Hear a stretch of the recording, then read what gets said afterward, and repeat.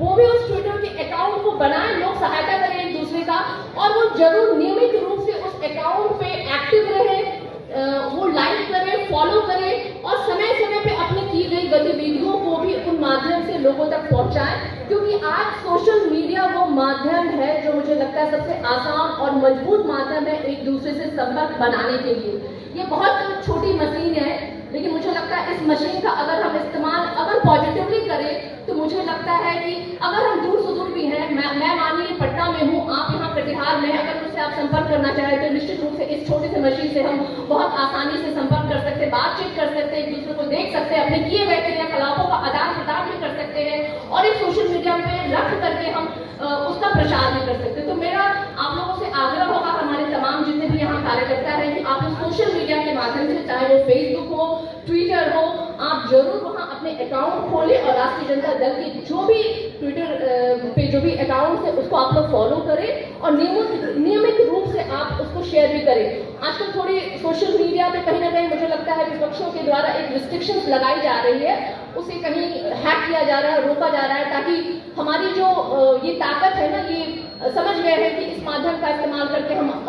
उनसे ज्यादा ताकतवर हो सकते हैं। तो कहीं ना कहीं वो लग रहा है एक सिस्टम जो काम कर रहा है कि वहां हमें कमजोर किया जा रहा है। तो आप लोग जब भी सोशल मीडिया पे या फेसबुक हो या ट्विटर पे अगर आप फॉलो करें या किसी बात को रखें तो @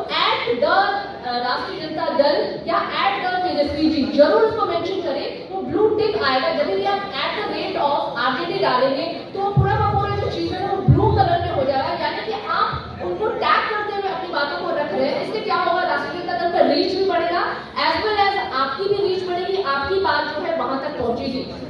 मुझे लगता है कि मैं काफी कंटेंट मैंने बोल दिया, और संवाद और ये जन संवाद, ये कार्यकर्ता सम्मेलन का उद्देश्य यही है कि हम आपके बीच आकर के संवाद कर रहे हैं। संवाद यानी वो बातचीत, जन संवाद यानी कि आपको अब जाकर के पब्लिक के बीच में अपनी कनेक्टिविटी बनानी है, लोगों से उन विचारों का आदान प्रदान करना है, और आपकी मुझे लगता है कि जिम्मेदारी बहुत महत्वपूर्ण है। और मुझे उम्मीद है कि आप लोग उस उम्मीदों पे, उस अपेक्षाओं पे, हमारे नेता हम सबों के और अपने भी, चूंकि लड़ाई हम सब की है तो हमें ये प्रण करना पड़ेगा उन ताकत को 2024-2025 में हटाने के लिए, वो निरंकारी, वो डिक्टेटरशिप की जो आज सत्ता हमारे केंद्र में काबिज है, जो हम बार कहते हैं भाजपा मुक्त भारत बनाना है, तो हमें एक होना पड़ेगा। और दूसरी महत्वपूर्ण बात मैं उसके साथ खत्म करूंगी, किसी भी संगठन के लिए D बहुत इंपॉर्टेंट है। D मीन्स की डेडिकेशन एंड D मीन्स की डिसिप्लिन, जो मुझे लगता है कि आरजेडी में हमें बार बार सिखाया जा रहा है कि आपको इन दोनों चीजों पे बहुत ध्यान देना पड़ेगा, और उस भाव के साथ हमें लोगों के बीच में जाके कनेक्ट होना है, ताकि वो जो मैं बहुत सहजता के साथ हमारे साथ जुड़ सके। इन शब्दों के साथ मैं आपका पुनः धन्यवाद करना चाहूंगी। नमस्कार जी। और ये संवाद जो हम आज आप हमारे जो पार्टी के कार्यकर्ता हैं उनके बीच हम लोग प्रदेश से आके कर रहे हैं, ये संवाद जो है जन संवाद के रूप में बदलेगा, यानी कि लोगों के बीच में जाकर के आपको लोगों से कनेक्ट करना है। अब हम किन विषयों पे कनेक्ट करेंगे, मंदिर पे बात नहीं करना है, हमें उन जो हमारे विपक्षी या हमारी वो ताकत जो आज केंद्र में शासित हैं उनके विषयों पे बात नहीं करना है। हम क्या, हमारे एजेंडे हैं, हमारी पार्टी के क्या एजेंडे हैं, हमारे नेता के क्या एजेंडे हैं। हम सब जानते हैं कि लालू प्रसाद यादव जी हमारे राष्ट्रीय अध्यक्ष जी, जिन्होंने की सामाजिक न्याय की लड़ाई लड़ी, उनकी जब सरकार थी तो वो तबका, वो पिछड़ा, वो गरीब, वो दलित जो कि अपने अधिकारों की लड़ाई नहीं लड़ पाता था, जो समाज के सबसे पीछे कगार पे खड़ा था, उनको हमारे राष्ट्रीय अध्यक्ष लालू प्रसाद यादव जी ने बोलने की ताकत दी, अपने अधिकार को मांगने की ताकत दी। और इसलिए हम कहते हैं कि हमारे राष्ट्रीय अध्यक्ष लालू प्रसाद यादव जी सामाजिक न्याय के पुरोधा माने जाते हैं। और हमारे आज यूथ आइकन तेजस्वी यादव जी, जो कि आर्थिक न्याय की लड़ाई लड़ रहे हैं, क्योंकि आज हमारे लोगों को किस चीज की आवश्यकता है, आज हमें नौकरी चाहिए, रोजगार चाहिए। सबको पता है कि पिछले विधानसभा में हमारे नेता ने अपने चेहरे पे विधानसभा का चुनाव लड़ा और बिहार की नंबर 1 की पार्टी राष्ट्रीय जनता दल बनकर के उभरी। और हम सब जानते हैं कि हमारे एजेंडे क्या थे। हमारे विरोधी कई तरह के प्रपंच करते हैं, धर्म लाते हैं, जात लाते हैं, लोगों के हाथों से कलम छीन के उनको झंडे पकड़ाने का प्रयास कर रहे हैं। अभी भी आप देख लीजिए जिस तरीके के पूरे देश में जो चीजें वो नैरेटिव सेट करने की कोशिश कर रहे हैं, उस नैरेटिव से हम कैसे लड़ेंगे, क्या मुद्दे हमारे होने चाहिए, हमारे जनसंवाद में क्या विषय होने चाहिए। मुझे लगता है उन विषयों पे बात करने के लिए आज हम यहाँ खड़े हैं। भावनात्मक बातें हम कई विषयों पे कर सकते हैं, हम कर सकते हैं धर्म पे बात, हम कर सकते हैं महंगाई पे बात, लेकिन हमें, चूंकि आप कार्यकर्ता हैं और हम उस संवाद में आपसे बातचीत कर रहे हैं, हमें भेजा गया है आपके बीच में उन